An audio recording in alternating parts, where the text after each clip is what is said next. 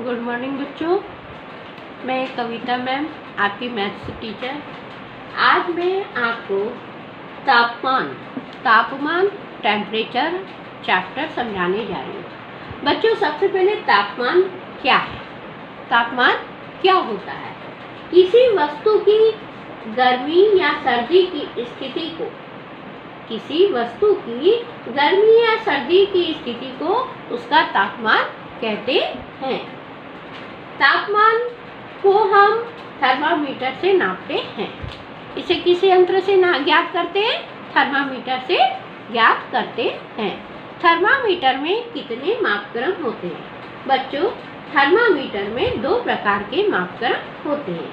एक फ़ारेनहाइट होता है तापक्रम और एक होता है डिग्री सेल्सियस तापक्रम। डिग्री फ़ारेनहाइट और डिग्री सेल्सियस तापक्रम।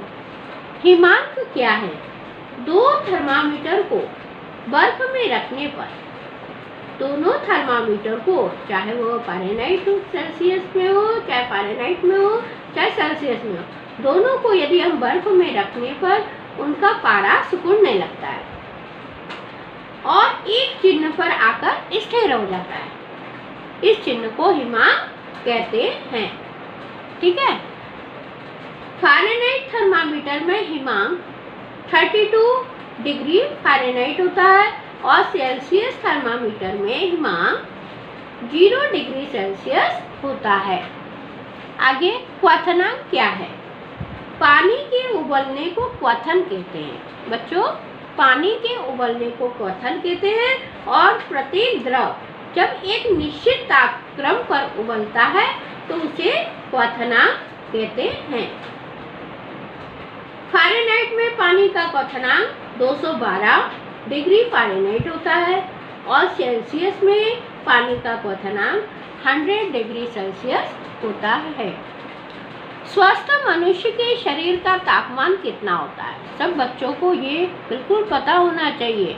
स्वस्थ मनुष्य के शरीर का तापमान 98.6 98.6 डिग्री फ़ारेनहाइट या 37 डिग्री सेल्सियस होता है, या 98.6 डिग्री फ़ारेनहाइट या 37 डिग्री सेल्सियस होता है।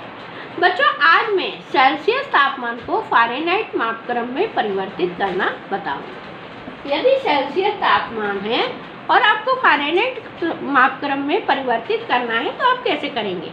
मेरे पास सवाल है 110 डिग्री सेल्सियस। सबसे पहले हम क्या करते हैं कि संख्या में 9 का गुणा करते हैं, यानी 110 संख्या है मेरे पास, तो हम इसमें कितने का गुणा करेंगे? 9 का गुणा करेंगे।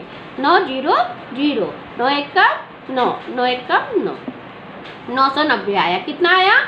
990। प्रथम चरण में हमने 9 का गुणा किया तो हमारा आंसर कितना आया? प्रथम चरण का 990। ठीक है। द्वितीय चरण में कह रहे हैं कि जो आंसर आया है आपका उसमें 5 का भाग देना है, तो हम 990 में क्या करेंगे? 5 का भाग देंगे। ठीक है।